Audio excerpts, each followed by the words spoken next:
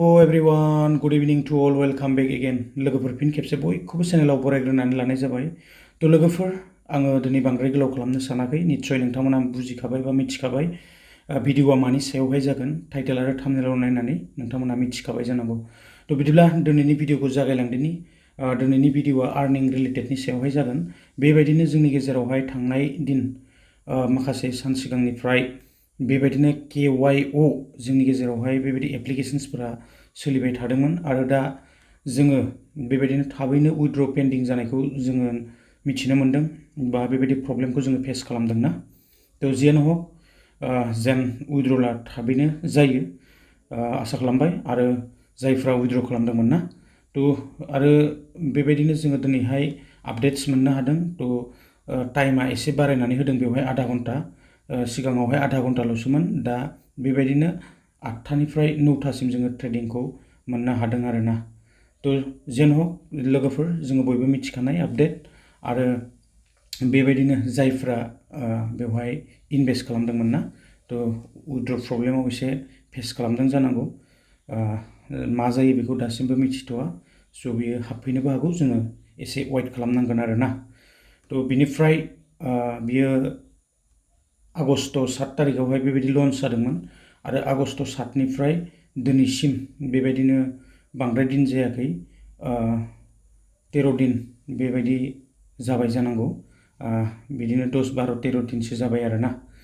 तो सोलिगासिनो दंमोन, नाथाय थाबैनो बेबायदि प्रब्लेम्सफोरा फैखायो आरो बिसोरो बेबायदिनो लासैनो थांगोन आरोना। बेबायदि एप्लिकेशन्सफोरा बारा गोबाव थाबाय थाया, बेबायदिनो थांलाय फैलाया जाबाय थाखायो। तो बिदिब्ला लोगोफोर गुबुन मोनसे आपडेटआव थांदिनि। गुबुन मोनसे आपडेटआ जाबाय जोंहा केला बेबायदि मोनसे एप्लिकेशन्स जोङो नुनो मोनदों।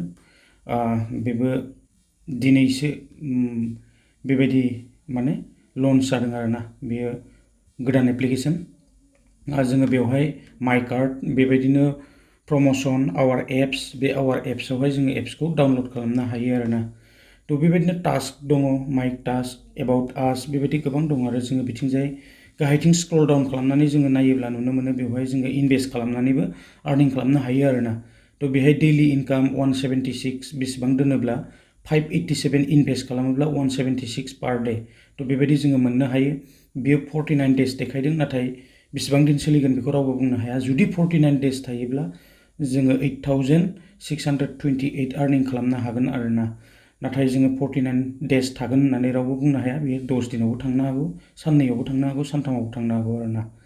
आरो बेवहाय जोङो नुनो मोनबावो बेबायदिनो गाहायथिं 1670 रुपिस जुदि दोनोब्ला जोङो पार डे 534 बेबायदि जोङो आर्निं खालामनो हायो। बेबो 49 डेज टटेल इनकामा जाहैगोन 26,185। आरो गाहायथिं जेसेबांनो बारायलांगोन एसेबांनो बेबायदिखौ जोङो बांसिननिफ्राय बांसिन नुलांबाय थागोन आरोना। तो बेखौहाय नायनानै लानो हागोन आरो जोङो बेबायदि एथबां गिदिर एमाउन्टखौ नायनो गोनां जोंहा गोनांथि गैया। तो एथबां जोङो हेभि एमाउन्ट जोङो इनभेस्ट खालामनो गोनांथि गैया। जोङो जास्ट 500 बेबायदि इनभेस्ट खालामनानै जोङो ट्राइ खालामनायनो हायो आरोना। तो लोगोफोर बेखिनियानो। बेवहायबो गोसोब्ला इनभेस्ट खालामनो हायो आरो गोसो गैयैफ्रा इनभेस्ट खालामाबाबो जेबो नङा आरोना। तो जास्ट आङो बेखौ शेयार खालामनांगौ, बेनि थाखायनो आङो दिनैहाय भिडिअखौ लानानै फैनाय जादों। जास्ट दिन्थिनाय आरो भिडिअ बानायनाय ना। तो बिनिफ्राय गुबुन मोनसे आपडेट्सआव थांनि। तो बेयो जाहैबाय जोंहा बेबायदिनो टयटा लगइन खालामबाय। लोगोफोर जोङो बयबो मिथिखागौ। बेबायदिनो जोंबो बेहायबो इनभेस्ट खालामनो हायो। बेबायदि गोदान एप्लिकेशन ना।